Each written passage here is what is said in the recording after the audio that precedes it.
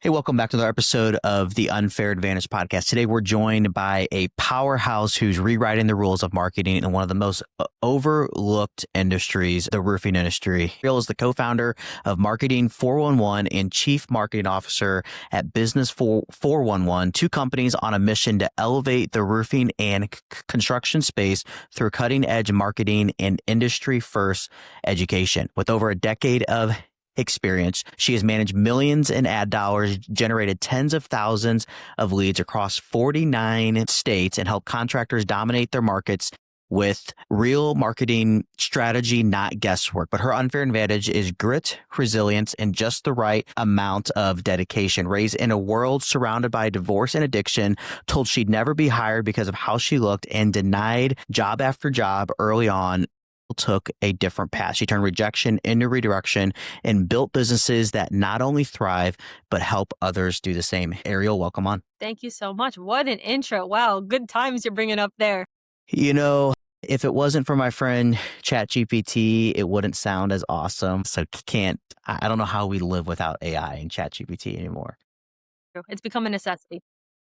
Absolutely. So I kind of had this intro here, but why don't you do a little bit of an intro of like what those two companies are? Obviously, you guys work with the roofing industry, but what exactly you guys do? Yeah. So we have two companies, Business 411, Marketing 411. They're sister companies. Business 411 is the industry leader in roofing education. So things like actually creating the systems, the processes, the accountability, the SOPs for the roofing industry. We created the first ever white label roofing training manuals and online university. So that's on the Business 411 front. And then on the Marketing 411 side of things, we do all things digital marketing, from building the websites to running the ads to making sure conversion rates are built up. Everything on that end we take care of as well to help these roofing companies grow to the next level. Okay. So in a way, like you guys are obviously doing the marketing aspect of things, but then you're also saying like, hey, roofing companies, not only do we do the marketing aspects, but we also know the ins and outs of the roofing industry because we built out this entire foundation in terms of SOPs, like the whole 9 yards, from basically like if somebody said, I want to open up a roofing company today, like you guys kind of have the playbook on how to do that, not just from marketing, but from operations as well. We have the entire blueprint plug and play ready to go. We've had companies come in, and it's pretty cool. We've had companies come in who are just starting, but we've also had companies already doing 30, 40 million that come in and these are things that they have had in their head for years that we've already laid out. So it's really cool how we could see companies at different sizes, even larger companies who are coming back to redefine their processes and systems for Mm-hmm. their own growth as well, and to organize themselves. So it's been a really fun part of things, and the Business 411 side definitely helps fuel the Marketing 411 side. Yeah. There's a lot of synergy between, because if you create this SOP to help grow the roofing company, that's the goal, to organize and scale. Well, what part do you need to do that besides go? Mm-hmm. Yeah. Yeah, and it's interesting because like the roofing industry, I joke, is a lot alike the marketing industry in the sense of like, a lot of marketing agencies, there's white label companies out there, everything like that. So like I can run a marketing agency. This is how I got going. I had my marketing agency, and then we white labeled out our SEO. We white labeled out our Google ad fulfillment until I brought it all in house. And kind of the same thing with the roofing industry. A lot of people don't realize that most of these roofing companies just have a bunch of subcontracted crews. And what actually got me to realize it was my parents had a roofing company do their roof years ago. And then recently they just had their roof redone again, or they had some work done on the roof, and this two different companies, but the same crew showed up. And the only reason why they recognized it was because like the lady that like led the crew had like this like grill in her mouth with like gold teeth and everything. It's like it was like orange. So he recognized that to a T. And so he was like, either they changed crews or whatever. And then I was talking with people that I knew in the roofing industry, and they were like, no, like we all use the same crews. And oftentimes like it's just subbed out. And so that's what a lot of people don't realize is the roofing industry, unless you are these big companies, most of it is just subbed out to other crews and everything like that. And there's really, depending on the company, no control over quality and QA and everything like that until you have certain SOPs in place. If you have somebody who then afterwards goes and checks the roof, make sure everything's done correctly and everything like that on there. 100%. Yeah, it's very similar in that aspect, and it's crazy. how it really all works. And the important part is, yeah, that last minute check, because not last minute, but at the end, because that's Yeah. how you turn one customer into three more referrals, right? Is by having that process so dialed in and creating, at the end of the day, they're hiring you because they trust you. And Yep. that's why we're so big on education, but also maximizing what you can get from one person by having a great customer experience from the very start all the way through. So you can make the most of every customer that you have, and really turn them into raving fans, people who refer you. Yeah, absolutely. Well, and like one of the things, I don't know if you know who Brad Akers is, but he runs a company doing consulting for roofing companies as well, kind of like neighborhood referral marketing playbooks. You're kind of going from 1 to 3 or 1 to 5 people. Like a lot of what he preaches is like, hey, you don't need a marketing agency at first to really grow a roofing company. Like get that lead, do well for them, and even before you even finish the job, go knock and canvas everybody's door and leave a door hanger on there. Do all those things to be able to turn that one job into many. And then if you master that and get that down, then once you then begin working with a marketing company, if you get that lead that comes in from Google Ads or from SEO and whatever your cost per acquisition is, well, now all of a sudden you can decrease your cost per acquisition if that one Google ad lead that costs you however much money for that then turns into that one lead and their 4 other neighbors as well. And that's what a lot of people don't do is they go chase after these leads from ads. They don't do anything in terms of the leads of like all around the ones that they just closed and everything on there too. Yes, very important to knock the doors around that you're servicing. Have your vehicle wraps. We design the vehicle wraps because we design the yard flags, these huge 8 feet tall yard flags, that stand out right in front of. We want them to know you are in their neighborhood. And that's a Hmm. part of branding, and which falls under the umbrella of marketing, and even Yeah. referrals, and just having those types of relationships. It still falls under that sales and marketing umbrella. So they're Yeah. all important pieces. I always say there's like, if you look at a house, right? And there's like different pillars, like marketing's the house, but within there's different pillars, and branding, referral, Hmm. digital ads, the designs, those are all parts that go into this umbrella of marketing that Yeah, are all. absolutely. And a lot of people don't. Like one of the things I always recommend people who have like a home service company, as an example, is like you have these door hangers that you do, or you have these yard signs. Do a different URL. I like to track too much crap, but it's like do a different URL or like your QR code. You can put in the parameters on the QR code that this came from a yard sign, or if you do like a URL of like John's Roofing, whatever that redirects to your website, you can have the redirect put in the parameters of like this came from a yard sign or whatever. Then you know when you're reordering those signs, is this even worth me investing in the yard signs or the door hangers because you know to an exact attribution of like where things came from. Most people don't track things to that level. And when I had my agency, the roofing clients I talked to, they're like, I'm not tracking things like in that detail, but you could. And then you could then okay, this came from a door hanger. And we just did a job within the last 60 days at this address right down the block from them. So this likely came from that job that we did that, then was tied to a lead that we got from Google Ads or Facebook Ads or whatever that is. So roofing and construction, it's a tough industry to get into. What drew you into that? Yeah, so I actually accidentally got into Okay. roofing and construction. Some people have the same story. They accidentally landed into an Yeah. industry.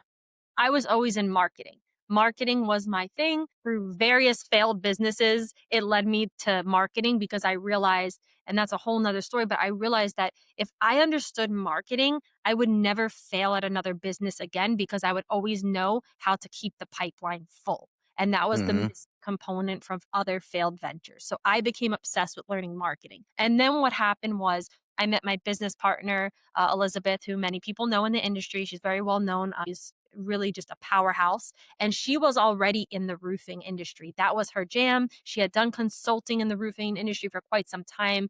Many businesses trusted her. They knew her work and they followed her processes. And it really had great results for their roofing company. And so we actually, Business 411 was established by her. And then when we met, we actually created a joint venture, which was the marketing agency. And then Okay. I became the CMO of Business 411. We had the agency together. And now they're just two companies that run side by side and are growing, right by each other. But I landed in roofing accidentally because of her.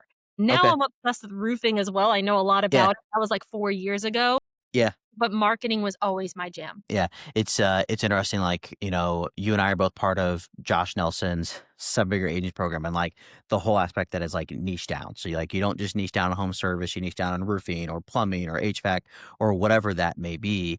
And so like for me, the furthest that I narrowed down my agency was home service. I didn't get down to a certain industry.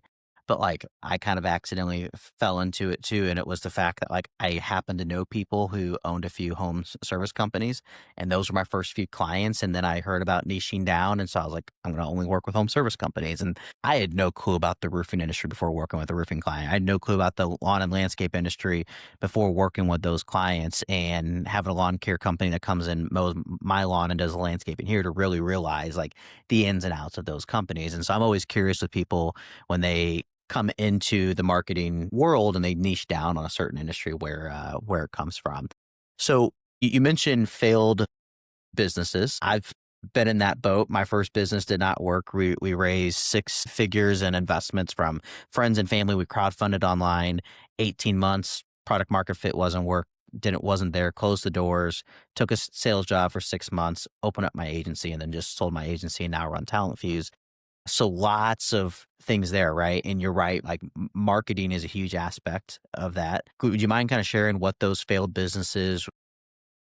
Yeah, for the longest time I wouldn't because I was so embarrassed. Like I was so upset and disappointed in myself. And it wasn't so recently. It was honestly having a successful business that made me more confident. Like, but for a while I wouldn't even tell anybody. I was just so ashamed. Now I'm actually really proud because it was a part of my journey and it was essential. And I was super young, but I'm kind of hard on myself. And so I've had multiple companies throughout my, I guess, lifetime because very early on I knew that I wanted to do things a little differently. Growing up in my time frame, things were still like, hey, you go get a 9 to 5 job, you work in corporate America. And I just knew that path wasn't gonna work for me. At Hmm. the time, I looked different, I dressed different, I started to have tattoos. And there was a time, right? Like if you're not in the roofing industry, but you were in the workplace, there was a time where that wasn't as acceptable. And I really distinctly remember I was out to eat with my family and family friend, like someone we knew we ran into, and he was like questioning me, and he was a very successful business owner, older guy, and he said, "I would never hire someone that looked like you with tattoos." And that really, really marked me because I looked at him and said, "I would never need someone like you to hire me because I'm gonna have my own business." So I almost like it was like maybe something to prove subconsciously that I Hmm. was gonna do it my way. And so that really, I think, was pivotal in my entire, just knowing like I had to Hmm. find a way to make this work. And so I've had many ventures where I just didn't have all the right knowledge and tools. There wasn't things like Josh Nelson's seven-figure agency that's been an awesome community to help. Like I was actually going through falling, getting back up, going through like there wasn't someone to just guide me on how to like avoid those pitfalls back in that day. So one of my notable biggest lessons and companies was actually my music company. So in college, I started a music app called Zook Music. We raised money from investors. We had a lot of traction. I won multiple business competitions, first place in BAPS and Win. I won Hmm. $25,000. Really things I was really, really proud of. And we had a lot of traction. We built an amazing app. So it was like, think of like a LinkedIn meets like Basecamp for the music industry. Okay. So it was really cool. We had some users, but I was so focused on building this cool technology that I completely disregarded building out the business model and how to acquire more users. And so it became a time where we had invested so much into the technology that we weren't making money yet. And so it was really difficult because there became a point where I was having a job just to support doing that. And it was really hard to live with that. And so after a few years of doing it, I had to come to the decision, a really hard decision of, hey, I need to start supporting my life. Like I need to pay my Yeah. bills. I don't have this luxury to continue forth with this. I need to shut it down and focus on things that actually could support me because it's not fun being in a position where if you can't afford your rent or you can't afford to pay your bills, especially if you have a family and things like I don't even have a single, I'm like a young Hmm. I was in college when I started this company, Yeah. but it really I shut it down. I didn't even tell anyone. I just kind of like didn't talk about it. Like people still ask me to say, "What happened to that company?" And it's like, but I realized like I thought to myself, and for such a long time, because my identity was tied to that company. Everyone knew me as the girl who ran the music app. That's how all my connections, how they knew me. So it was this really hard identity shift where I had to really think what went wrong? Like, how did this happen? Like, everything was right. I had the investors. I won the business competitions. We had the cool technology. We were patent pending. Like, all these things were in place. And when I reflected, like, what I could have done differently, it all led to sales and marketing. And then that's what shifted me to become more and more obsessed with understanding marketing, which eventually led me down the path of my agency. So it was a huge lesson for me. I can't hear you. That's because I went to cough and I put myself on mute. It's funny how those things happen. So for those who are listening, I've been like grinning ear to ear because like I went through the exact path. So you and I will have to talk about that sometime. But my last business, we raised the money, we did the pitch competitions while I was in college, like the whole 9 yards. We didn't raise enough money to pay ourselves, so we were working jobs. And in my case, I was freelancing, building websites on the side to pay my bills. I was freelancing for other agencies. And that's how I was paying my bills while I was doing this mobile app while in college. Undergrad and my MBA, I'm pointing behind me. I joke that MBA paper, like we won a pitch competition only because I was still at the university doing my MBA. I think we won 25 or $30,000. That's about what it cost me to get my MBA. And so like I am still to this day paying that off. And literally, I was just doing the MBA, so I didn't have to pay back my loans. And so I could do this pitch competition to be able to get these funds. And so I was grinning because I'm like, we went down the exact same path and same thing. We went to go launch the product. We didn't do enough marketing. We didn't really think about the business model as much as we should have. And like the product market fit wasn't there. And so we launched and it was like there was nothing. Like we had a few customers that were friends and family, people we knew, a few beyond that. But then beyond after that, like there was nothing. And so I was just listening to that. I'm like, I didn't even realize you and I had that in common. Crazy. I can't believe that. Almost like Yeah. so similar. I mean, you went through it hand in hand. And what it taught me, and now I do almost the complete opposite. But before, it sounds like you and I, what we did was we built really cool products, but didn't concern ourselves too much with the acquisition. Now I will do the opposite. If I have a concept, I will actually sell a deal on it before I even have the product developed. And Mm-hmm. that's how I do it. So I could proof of concept someone would buy this. And I Mm-hmm. think that comes from the experience with the app is learning. I'd rather have it the opposite where, oh shoot, I sold it. Now I need to figure out how to do it and do it really well than the Yeah. opposite. Yeah, absolutely. Well, and I was actually on a podcast earlier today and I was telling this guy this, like I went through that business and then my agency was kind of like a hybrid. Like I was doing a little bit more of the selling aspect, but I was also so focused on systems, client results, reporting, like all of those things. But then when it came to Talent Fuse, like when we had the idea, we went from idea to revenue in about 3.5 weeks. And I remember Karen, she's my director of operations, she runs everything. And I remember her saying, like, okay, we got to build out this and build out that. And I said, no, Karen, like we gotta find that first client. I'm doing things differently this time. And she's like, but you like it was kind of like you taught me how to build this systems and everything first. And I'm like, no, no, no, like we're doing things differently this time. We're not building a single thing until we find that first client.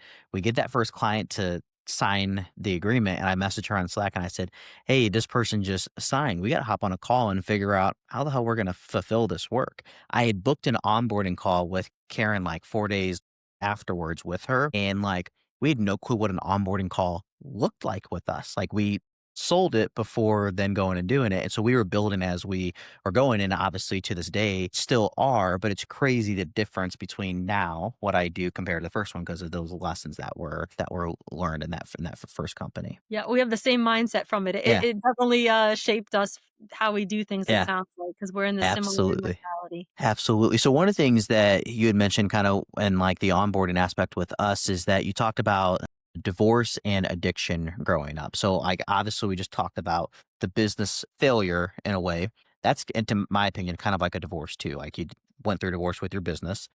Then you went through divorce personally, battled addiction, everything like that. What was that like and how has that set you up for success now?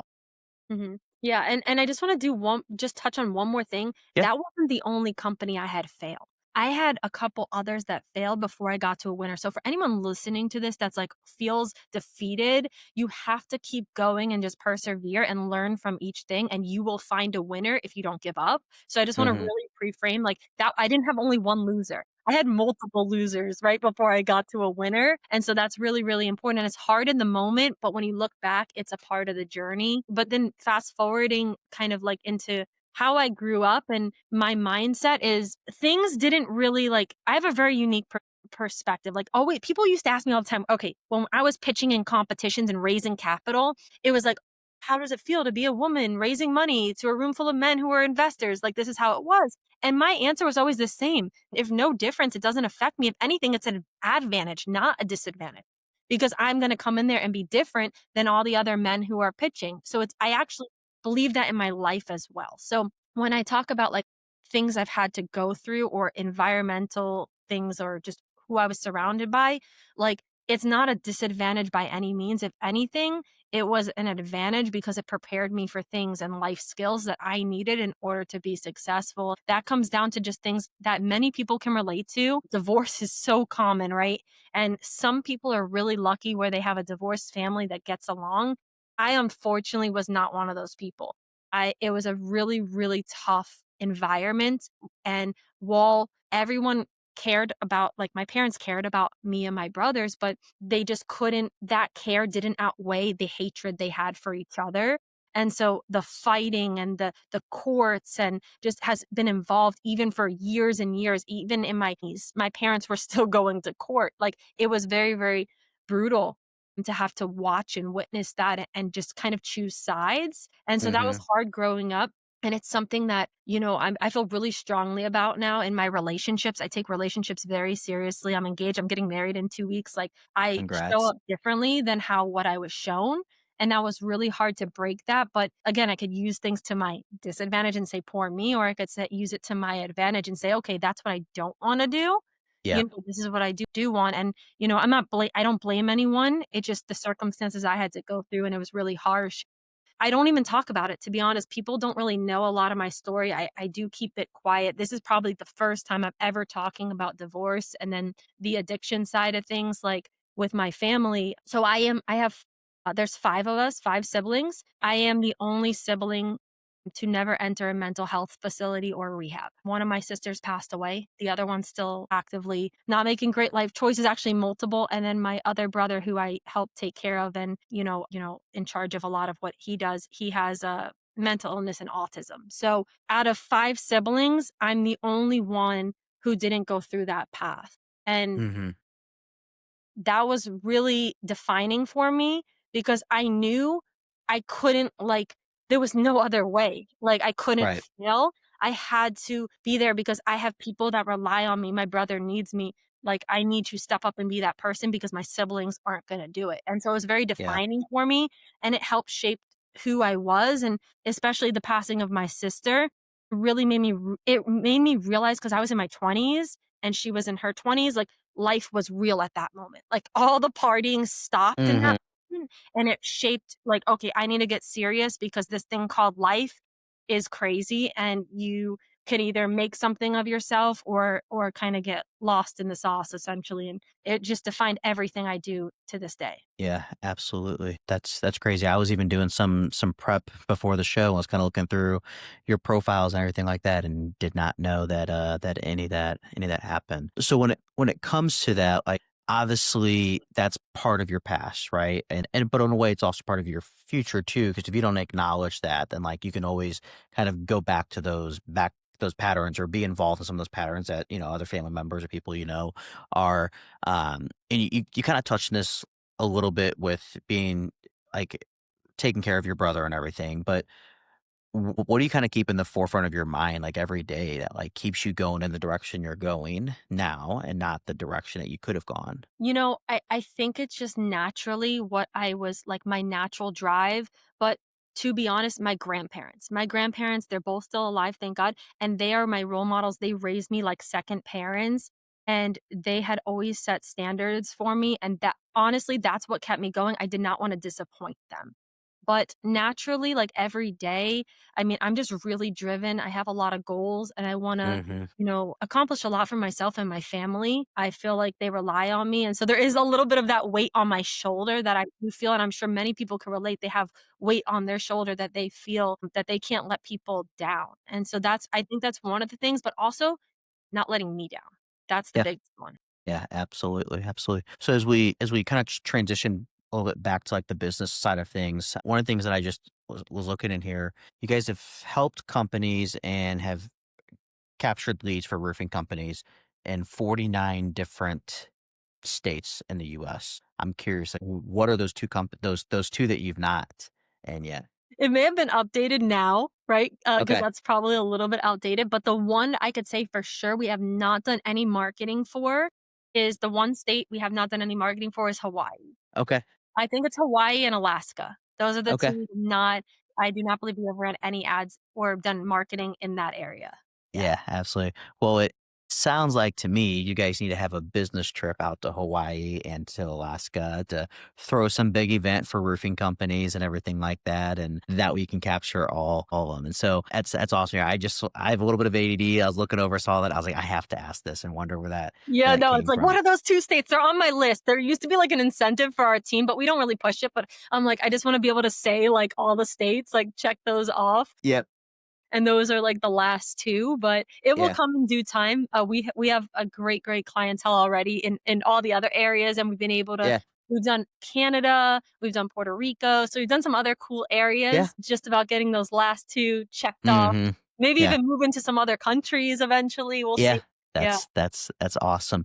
So one of the things you and I talked about when we were both in Miami back in July was hiring offshore talent and everything. That's something that it sounds like you do in your agency, but you also help contractors and service companies hire VAs as well. And so what does that look like for you hiring offshore talent to grow your agency? One of the common themes I heard in the room when we were in Miami was you had people who like all they've done is hired offshore. I'm one of them.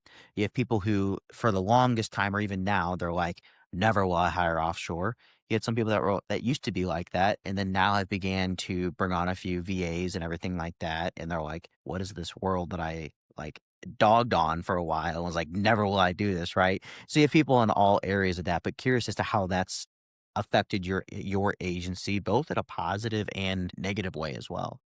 Yeah, so I mean, so having people overseas has been something I've actually been doing for a while. So I've had agencies before this one where I was hiring overseas. And so it was very natural for me to work and collaborate with people in other countries. I was never closed off to that because there's really great talent from all over. And depending on your size, it could be, more affordable. And so there's so many benefits. I think whether you're an agency or honestly, this expands past just roofing and agency. Like, this is any business owner. I personally think one of your first hires should be a VA for the owner for you. That's like one of my first hires. I think now going back on any business, I would say it's essential to growth. And the other thing, I love my people here in the US. I am born and raised in the US, just to be clear.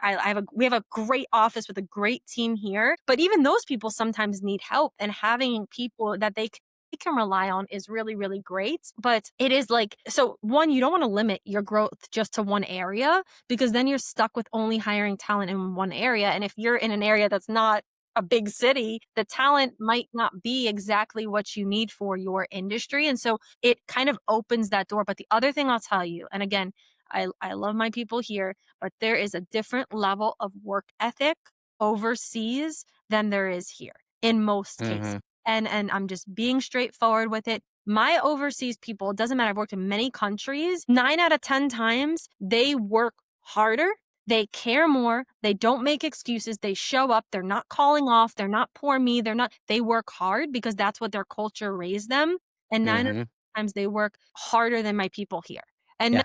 my people here are great, right? If they Yeah. don't work hard, they're not on the team anymore. But in like I was hiring in masses and I was gonna hire 10 people from here in my and then 10 people from there, 9 out of 10 times those people are performing at a level that I just can really stand behind and makes me Mhm. proud of that they care to work hard. And hard work is like, to me, that's what I was raised off of. It's very important. Yeah, absolutely. Well, it's one of those things like, my first company I was talking about with the mobile app, we had hired, that's where I first got introduced to hiring offshore. And through a company similar to Talent Fuse, where they just worked with like software companies, we hired two developers in the Philippines. And I remember there was a super typhoon that hit the Philippines.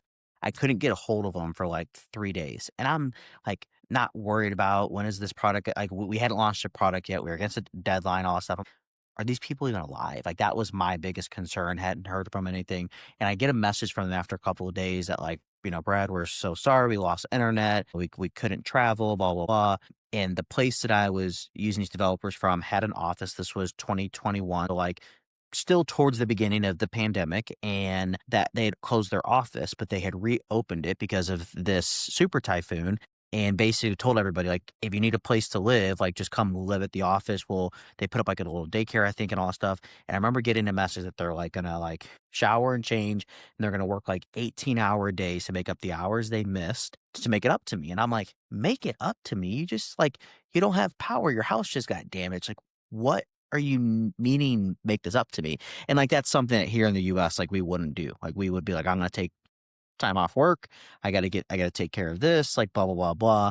And so you're right. It's definitely, there's a cultural difference in the work ethic. And it's not that they work harder, or like, if I was to ever hire, and I do plan to eventually hire here in the US, that my people won't work harder, right? But it's just like there's a level of work ethic overseas. And there's also, to me, a lot more impact I can make too. I've had one guy tell me that he and his wife were able to afford IVF because of the opportunity we were giving him. And it's like, what I was paying him in terms of currency out of our pocket, I'm like, no way would I make that type of impact for that monetary level here in the US. But because he was overseas, I was able to make that impact and change that impact in somebody's life. And so a lot of times, like for me, that's a lot of what I look for when I hire people is I'm like, I'm trying to find people who I can give opportunity to, because that's what I love to do, is like, how can I make as much impact as possible on there? So when it comes to, as we're wrapping up here with you, we talked a lot today. Failed businesses, divorce, addiction, business success, the whole 9 yards, VAs, everything like that. Thinking back to anybody who's like been in your shoes, going through a lot of what you've gone through, whether it's the business that failed, you're going through the aspects of, again, the addiction, divorce, all that stuff. What's kind of that one piece of advice that you would give those individuals? I mean, I think the biggest thing, I literally have it tattooed on me, is whatever it takes. Just keep going and do whatever it takes. No matter what environment you're in, no matter what situation you're in, everything can change for you.